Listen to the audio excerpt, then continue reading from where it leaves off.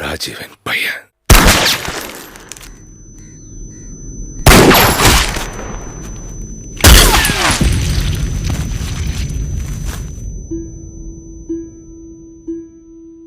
Surprise, Coimbatore. I'm here for my girl's birthday. எனக்கு girl friend இருக்கிற விஷயமும் சரி, நான் இங்கே வந்திருக்கிற விஷயமும் சரி, ரெண்டுமே எங்கள் அப்பாவுக்கு தெரியாது. சின்ன வயசுலேருந்தே எனக்கு அம்மா கிடையாது. But he never let me feel that way. இது ஒரு பெரிய சர்ப்ரைஸாக இருக்கும் Dad. And Shruti, you are the best thing that happened to me.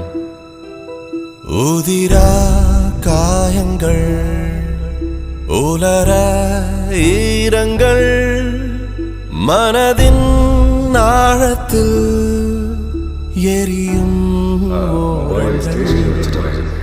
மெதுவாய் ஓய்கிறேன், புகையாய் தேய்கிறேன், மரணம் தேடியே மடியில் சாய்கிறேன்.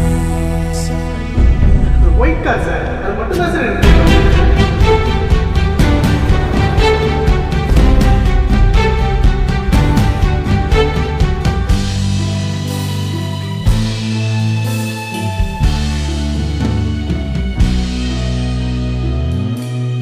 வெள்ளை காகிதம்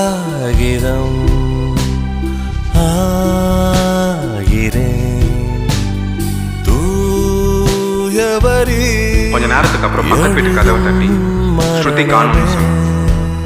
பழிகள் மீறிய சிறிதாய் மீள்கிறேன், அணையும் வேளையில் ஒளியாய் நீள்கிறேன், மெதுவாய் ஓய்கிறேன், புகையாய் தேய்கிறேன், மரணம் தேடியே மடியில். உங்க வீட்டுக்கு முன்னாலே யாரோ ஒருத்தர் ரொம்ப நேரமா வெயிட் பண்ணிட்டு இருக்கேன். யாரு? No idea. Rank man evening 6 o'clock இருக்கும். நான் இந்த வழியா வாக்கிங் போயிட்டு வரும்போது பார்த்தேன். அதுக்கப்புறம் அவ எங்க போனான்னு தெரியும். இன்னைக்கு நைட் 10 மணிக்கு மேலே நீ ஏர்போர்ட் வாங்க. நான் சொல்கிற வரைக்கும் நீங்கள் 2 பேரும் நாசிக்லேயே இருங்க. எவனோ ஒருத்தன் கார்ல தூக்கி குளத்துல போட்டு போறான் சார். தெளிவாக சொல்லுங்க. கார் டிக்கியை திறந்து அதுல இருந்து ஏதோ பெருசா தூக்கி குளத்துல போட்டு போறான் சார். எந்த வண்டி சார்? White desire sir.